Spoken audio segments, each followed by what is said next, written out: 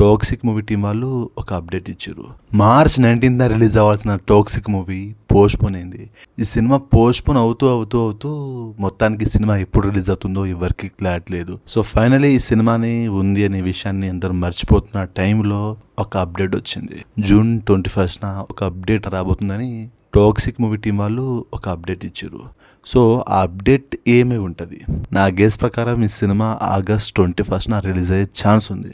So అదే date రేపు mention చేస్తారా లేదా తెలియదు. బట్ నేను అనుకునేది ఏంటంటే టాక్సిక్ మూవీ పక్కా August 21st రిలీజ్ అవుతుంది. సో అదే డేట్ ఉండబోతుందని నేను అనుకుంటున్నా. మరి August 21st రిలీజ్ చేస్తారా, లేదా August 27 రిలీజ్ చేస్తారా, లేదా 28 రిలీజ్ చేస్తారా తెలియదు. బట్ ఈ సినిమా ఆగస్ట్ మంత్లో మాత్రం పక్కా రిలీజ్ ఉంటుందని నేను అనుకుంటున్నా. సెప్టెంబర్, అక్టోబర్, దసరా, దీపావళి అయితే కుదరదు. కంపల్సరీ ఆగస్ట్ మంత్లో వస్తుంది భయ్య.